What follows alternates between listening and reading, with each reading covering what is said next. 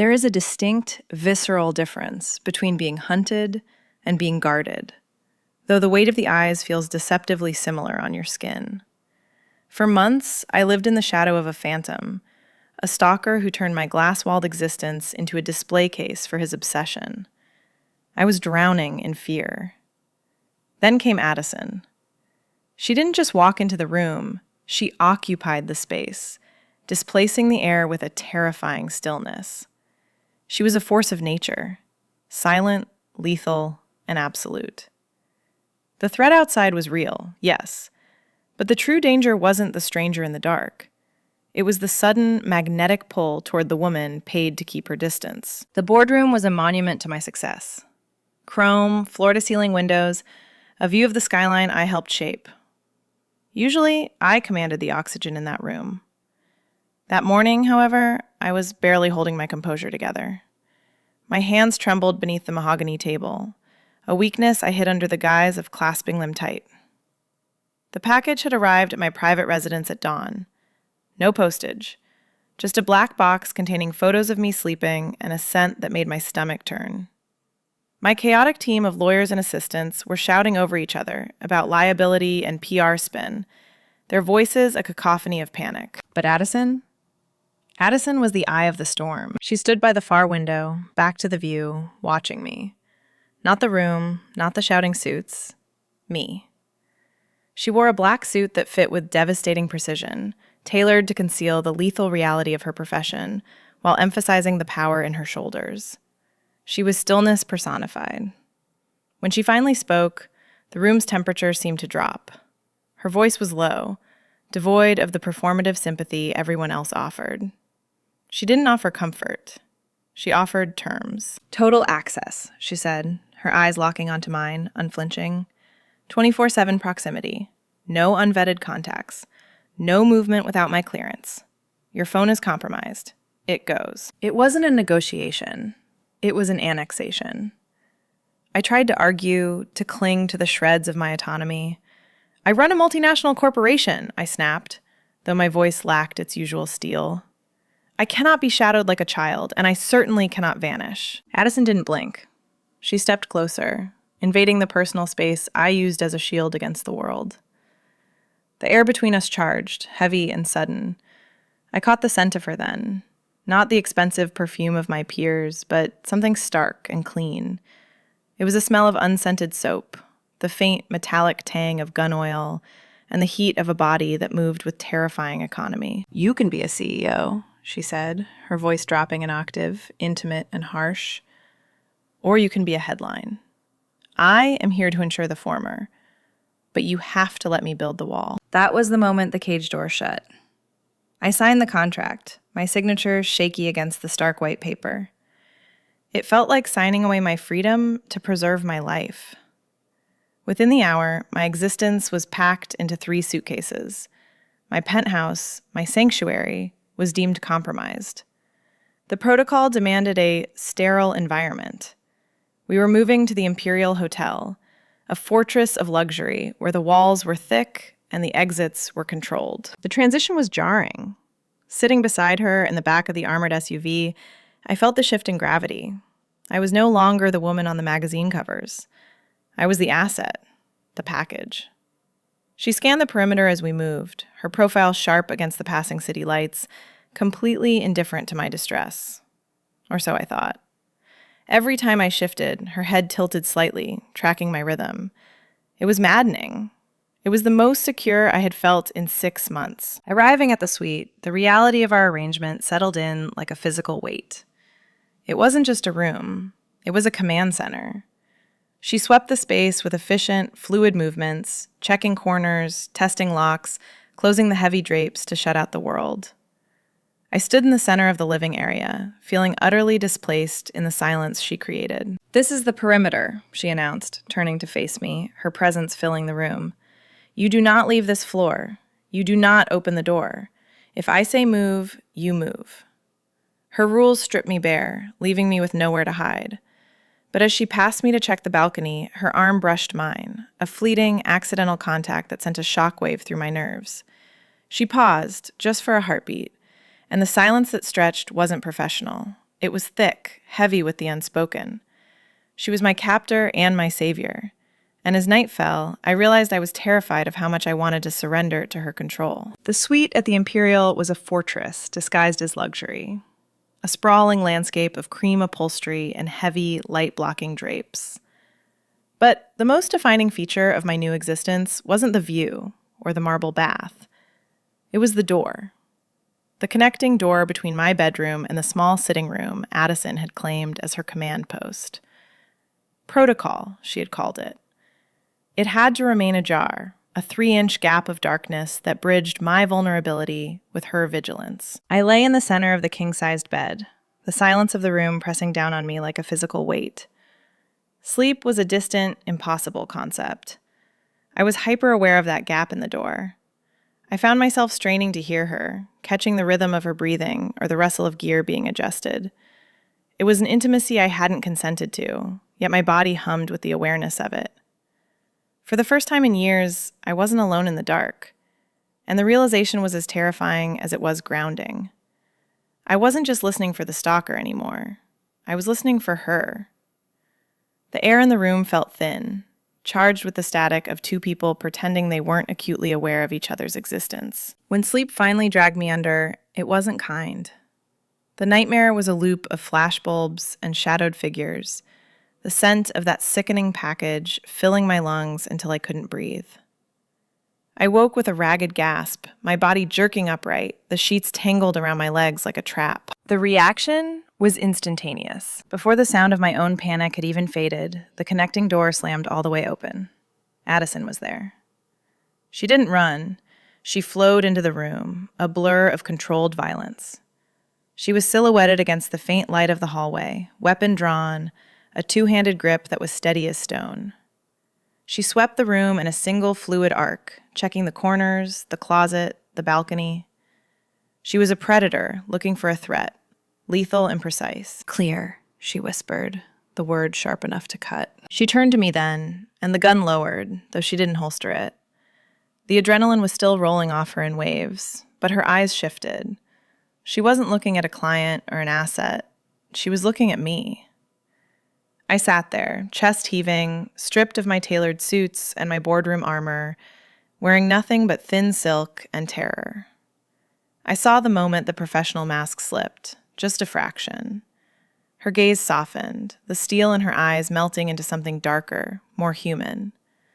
She saw the woman beneath the title, and for the first time, she didn't look away. "Nightmare," she stated, not a question. Her voice was rougher than I'd heard it before, stripped of the polished deference she used in the daylight. I'm sorry," I managed, my voice trembling. I didn't mean to trigger a response. "Don't apologize." She moved then, holstering the weapon at her hip with a click that sounded deafening in the quiet room. She didn't leave. Instead, she walked past the foot of the bed toward the window. She checked the locks again.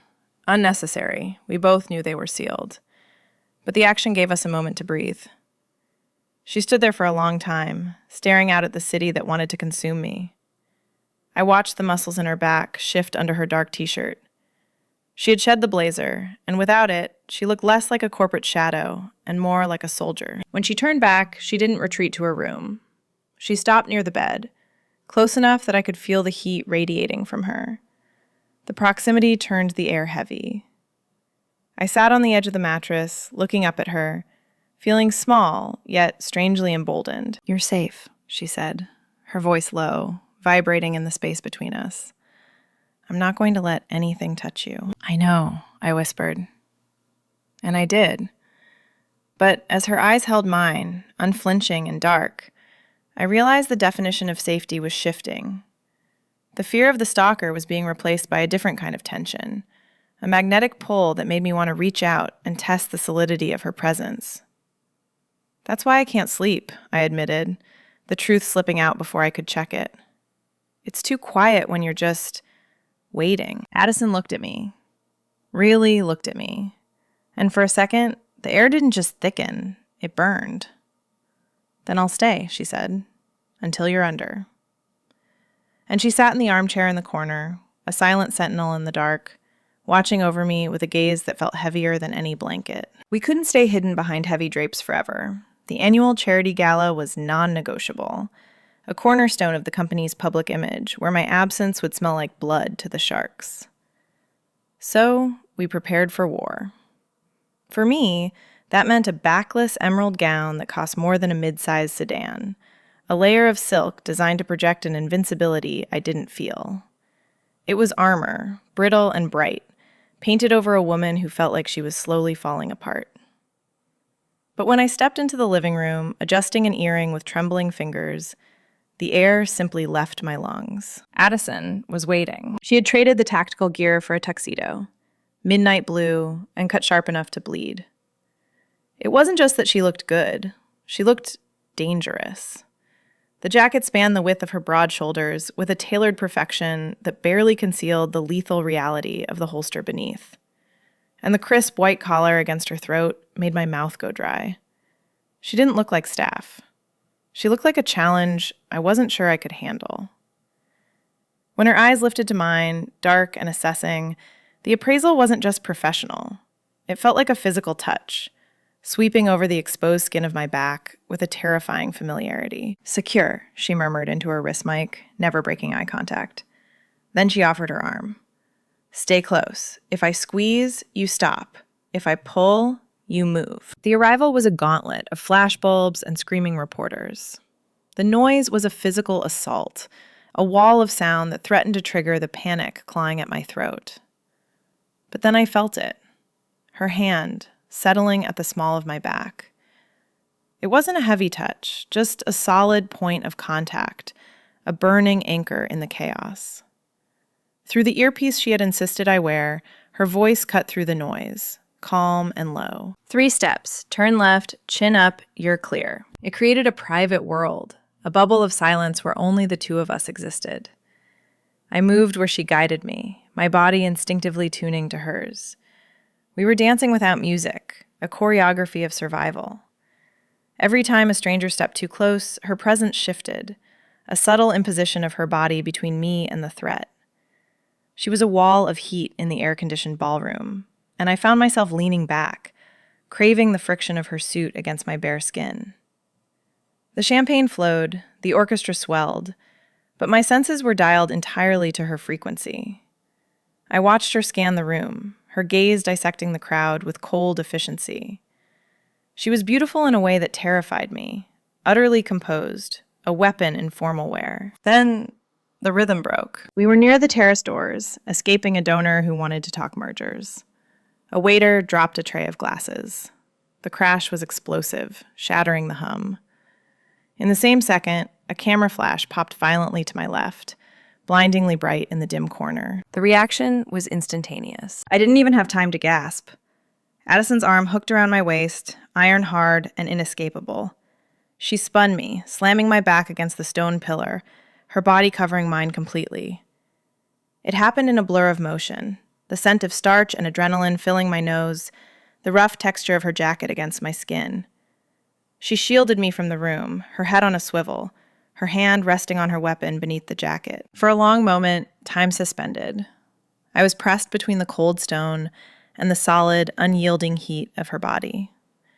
Her breath ghosted against my neck, rapid and hot. My heart hammered against my ribs, not from fear of the noise, but from the overwhelming reality of her proximity. Her thigh was pressed between mine, her chest heaving slightly against my breasts. "Clear," she breathed, the word vibrating against my collarbone. She didn't pull away immediately.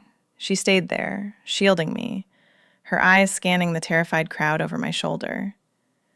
And in that pause, the truth hit me harder than the adrenaline. I didn't want her to move. I felt safer pinned against that pillar, trapped by her body, than I had ever felt in my penthouse. I looked up, catching her gaze as she looked down to check me. The concern there was raw, unguarded. "Are you hurt?" she asked, her voice rough. "No," I whispered, my hands trembling where they clutched the lapels of her tuxedo. "I'm not." But we both knew something had shifted. The professional distance had shattered, along with that tray of glasses. She slowly stepped back, creating a polite distance, but the heat of her imprint remained on my skin, burning hot. The breach at the Imperial wasn't explosive. It was a digital ghost, a hacked keycard that allowed a shadow to slip onto the 42nd floor. But for Addison, that silence was a scream. We were evacuated in minutes, a blur of tactical precision that stripped me of my last illusions of control. We drove for hours into the teeth of a storm, leaving the city behind for a black site, a safe house perched on a cliff edge, a modernist box of glass and concrete surrounded by miles of dense, rain-soaked forest. It was beautiful, desolate, and utterly isolating. Here, the dynamic shifted fundamentally. There were no staff members to buffer us, no room service to interrupt the silence, no hum of the city to distract from the reality of our proximity. The house was a vacuum, and we were the only two things breathing inside it. The rain lashed against the floor-to-ceiling windows, turning the world outside into a blurred watercolor of gray and green, sealing us in. The first evening, the silence felt heavy, almost oppressive. I found myself in the kitchen, a sleek industrial space of brushed steel and cold stone, staring at ingredients I barely knew how to assemble. I had negotiated billion-dollar mergers, but I hadn't cooked a meal for myself in a decade.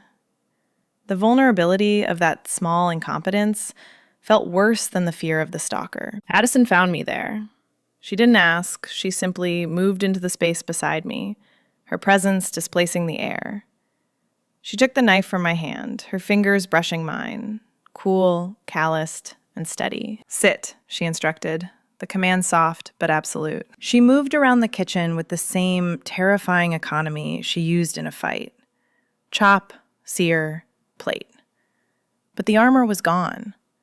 For the first time, she wasn't wearing the blazer or the shoulder holster. She wore a simple gray t-shirt that clung to her frame, and as she reached for a spice jar, the fabric pulled tight against her biceps. That was when I saw them. Scars.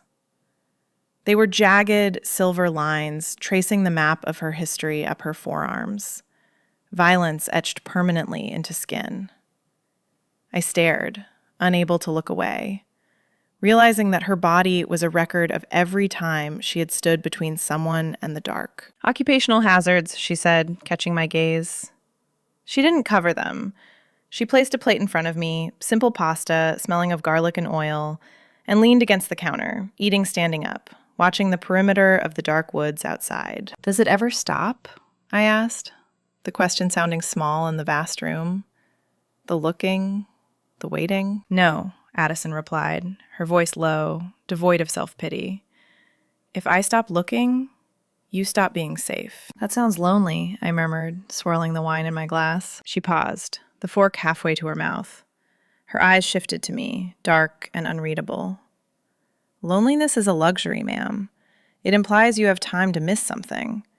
I just have the mission." "I have the time," I admitted, the alcohol loosening the tight knot in my chest, just enough to let the truth bleed out. "I have nothing but time, and empty rooms. Everyone sees the CEO, the figurehead. No one sees the woman who eats dinner alone every night." The air shifted then.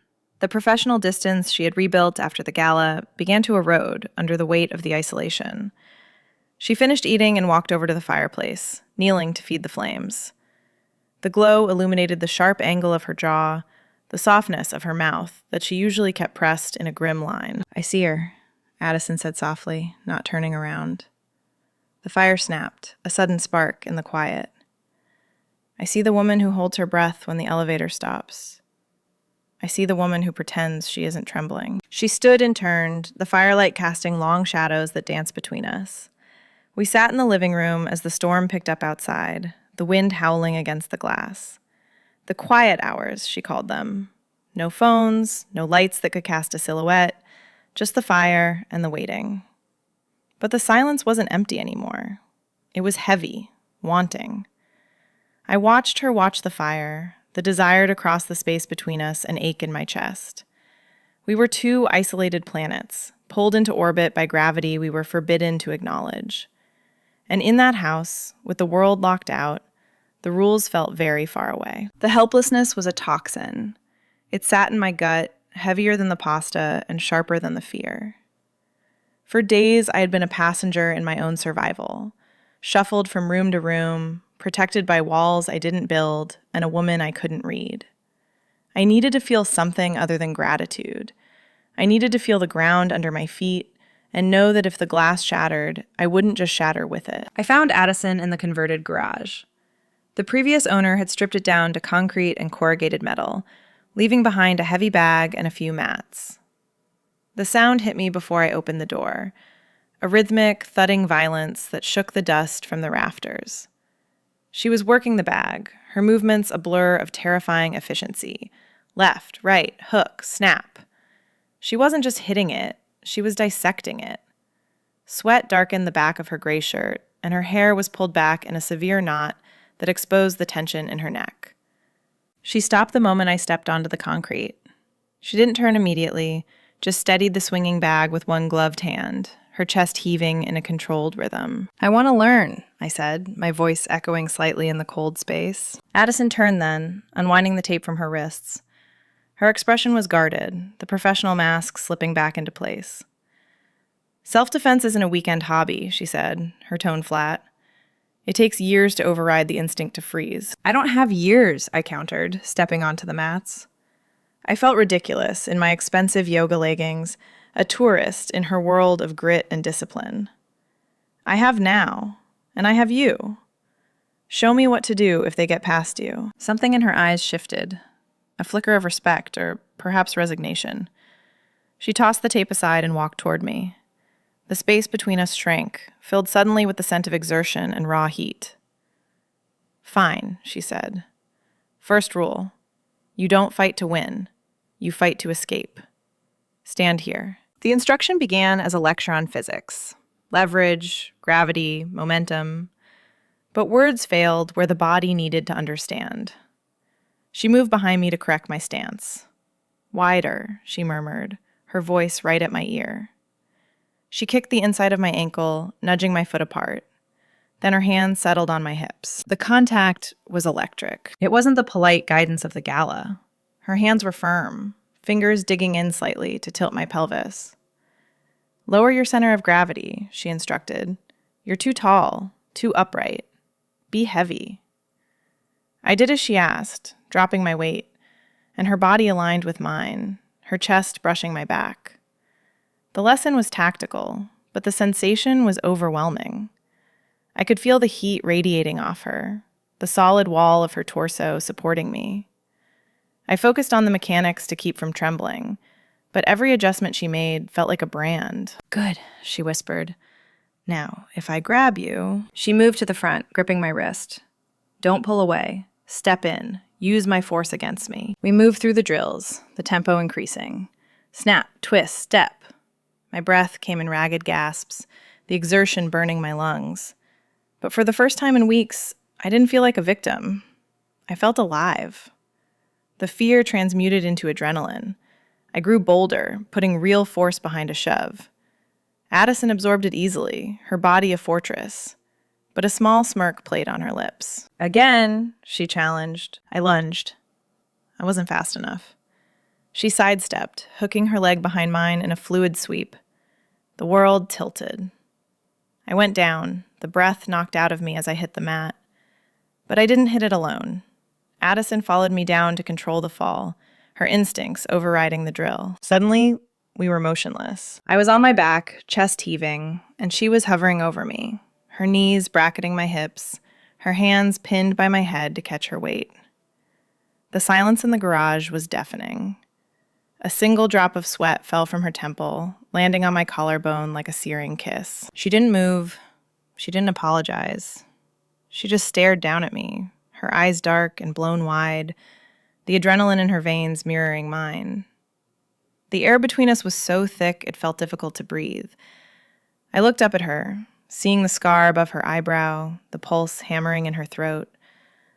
The professional line didn't just blur, it vanished. In that moment, she wasn't my guard. She was a storm I wanted to be consumed by. I saw her gaze drop to my lips, a microscopic shift that felt seismic. My breath hitched. I wanted her to close the distance. I wanted the violence of the spar to turn into something else, something desperate and overdue. Addison, I breathed, her name tasting like a secret. The sound shattered the spell. She flinched, pulling back as if burned. She scrambled up, retreating to the far side of the mat, her back to me. "That's enough for today," she said, her voice rough, unrecognizable. But we both knew the training hadn't ended. It had just changed the stakes entirely. The storm didn't just break, it besieged us. At 2 a.m., the world ended, or at least the modern world did. The power grid surrendered to the wind, plunging the glass house into a darkness so absolute it felt like a physical weight pressing against my chest. The sudden death of the hum, the refrigerator, the HVAC, the security servers, left a silence that was louder than the thunder rattling the window panes. Addison was moving before my eyes adjusted. The crack of a chemical light stick was a sharp retort in the gloom, casting her face in an eerie, spectral green. She didn't panic. She activated. She moved through the house with the silent, terrifying grace of a creature bred for the dark, checking the perimeter, securing the backup generator for the alarms, and locking us down. When she returned to the living room, she carried the scent of rain and ozone. "The backups are holding the perimeter," she said, her voice low, cutting through the dark. "But the heating is out. We stay here. One room, one exit, sightlines." We built a fortress of pillows and blankets in front of the massive stone fireplace. It was practical. Body heat and firelight were our only resources, but the intimacy of it was suffocating. The fire I managed to build cast long, dancing shadows against the glass walls, turning the reflection of the room into a flickering ghost story. Addison sat on the floor, back against the sofa, weapon within reach, scanning the darkness outside. I sat opposite her, wrapped in wool, watching the firelight play across the sharp planes of her face. The darkness stripped away the last pretenses of our roles. There were no emails to check, no schedules to manage, no world to perform for. There was just the storm, the fire, and the woman who had become the center of my gravity. "You're favoring your left arm," she observed quietly, not looking away from the window. I looked down, pulling back the sleeve of my sweater. A dark, blooming bruise marred the skin of my forearm. A souvenir from the mat, from the moment gravity and Addison had conspired to bring me down. "It's nothing," I lied. "Just a bump." Addison turned then. She didn't accept the lie. She reached for the first aid kit she kept attached to her tactical bag and moved toward me.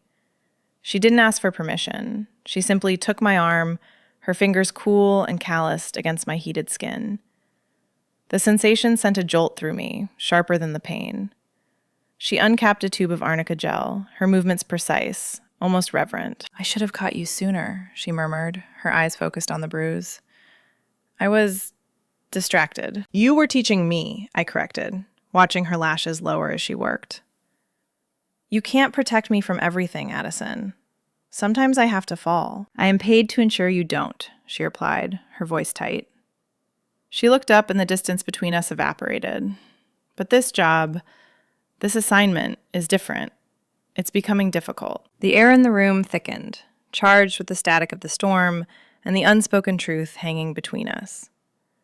"Because of the threat?" I asked, though I knew the answer. "No," she said, the word ragged. She stopped rubbing the gel but didn't pull her hand away. Her thumb rested on the pulse point of my wrist, and I knew she could feel the frantic hammering of my heart. "Because usually, the client is just a package. I keep them breathing.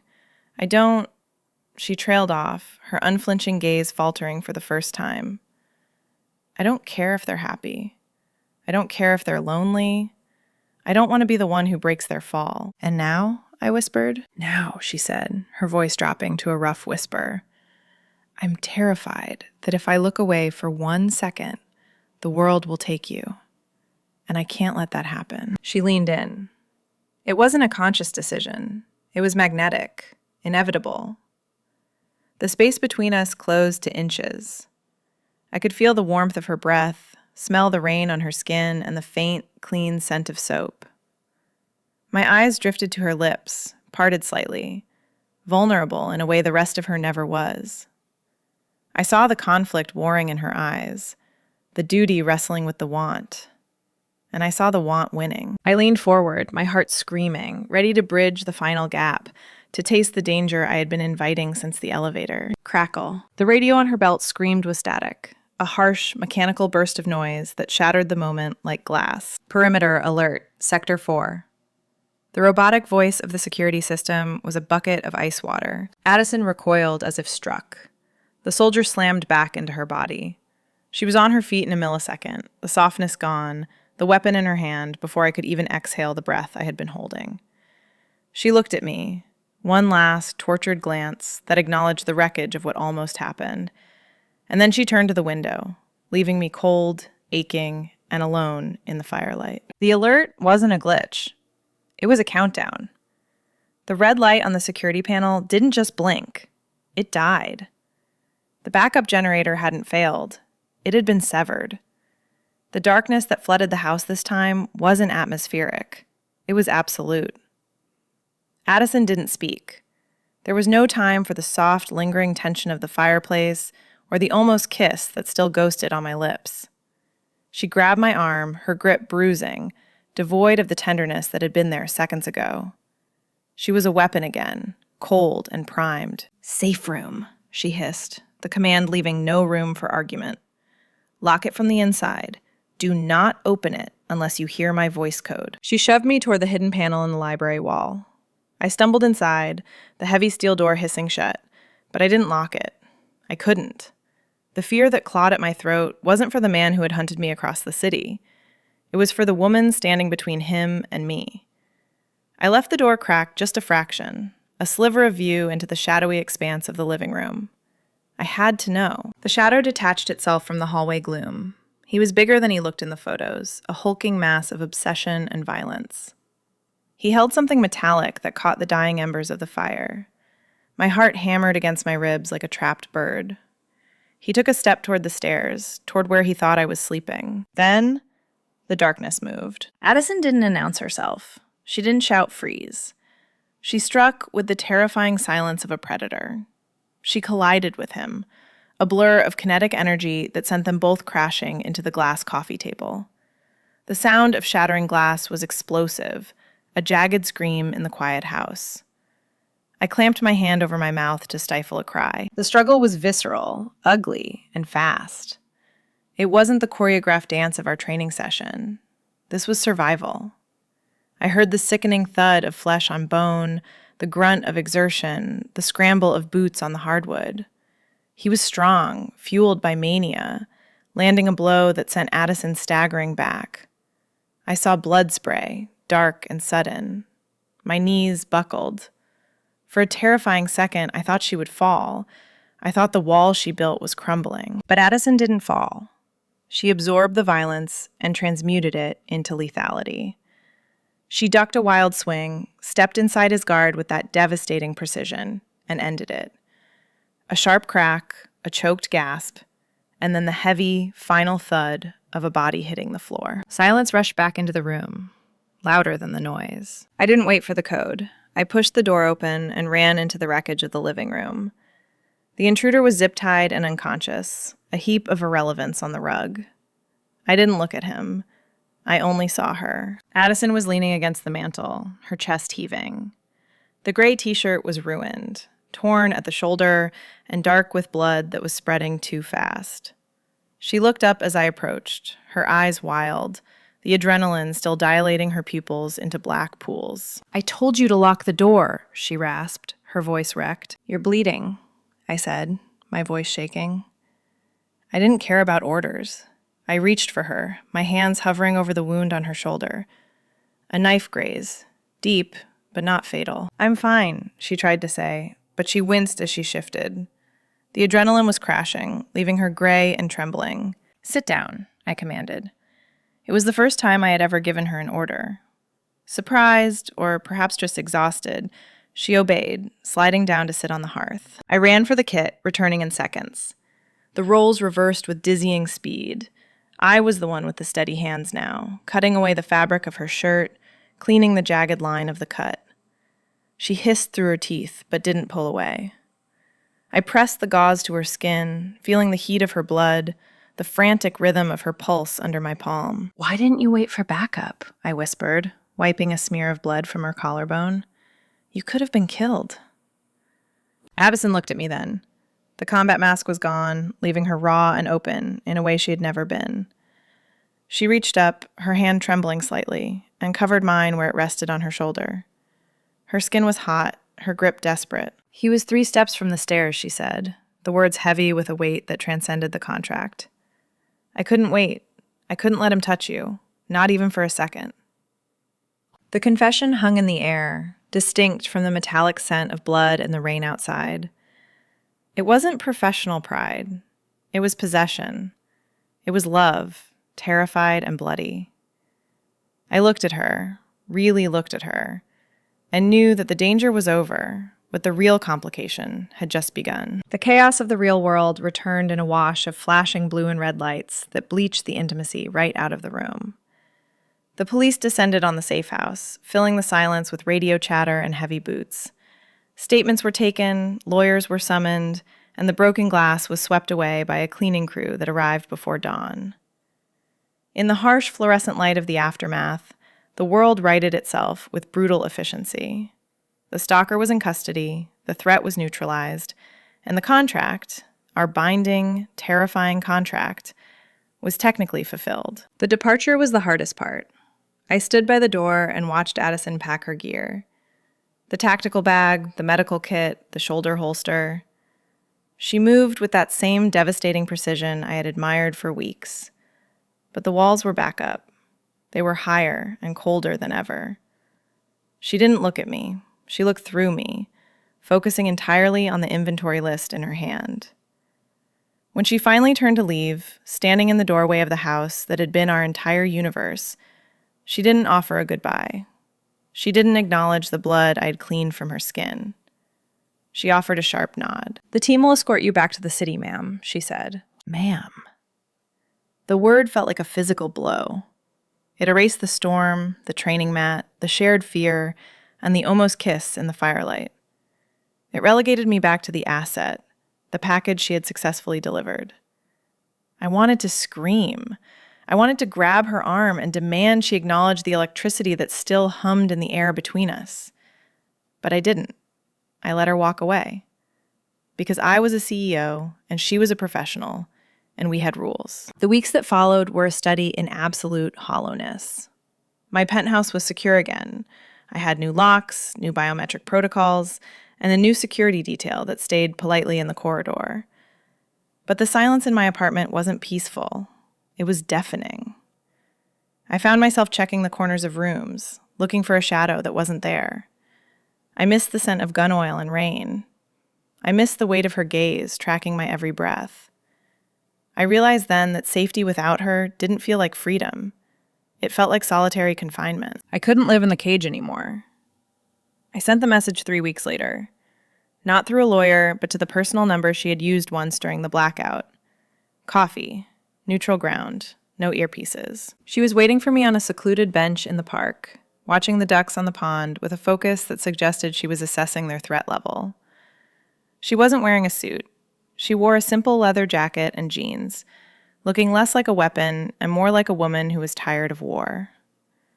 When she saw me approach, she stood immediately, but for the first time, her hands were in her pockets, not hovering near a waistband. "Ma'am," she started, the habit dying hard. "No," I interrupted, stepping boldly into her personal space, the perimeter she used to guard so fiercely. "I'm not the client anymore, Addison. I'm just the woman who patched you up." She looked at me, really looked at me, and the tension in her shoulders finally broke. A small, genuine smile touched her lips, transforming her face from stone to something warm and alive. "I haven't taken another contract," she admitted, her voice low and rough. "I couldn't. The criteria have changed." "What are the new criteria?" I asked, my heart hammering against my ribs. "I can't protect someone I'm not willing to bleed for," she said softly, stepping closer. "And I can't be objective about someone I can't stop thinking about." We walked along the path, the autumn leaves crunching under our boots. There were no earpieces, no coded check-ins, no scanning the crowd for enemies. Just 2 women, walking in step, the distance between our hands closing until our fingers brushed and held. I didn't need a bodyguard anymore. I needed a partner. Safety wasn't about walls or weapons. It was about knowing that when I fell, she would be there. Not because she was paid to catch me, but because she wanted to. If you've ever found safety in the most unexpected arms, subscribe and tell me your story in the comments.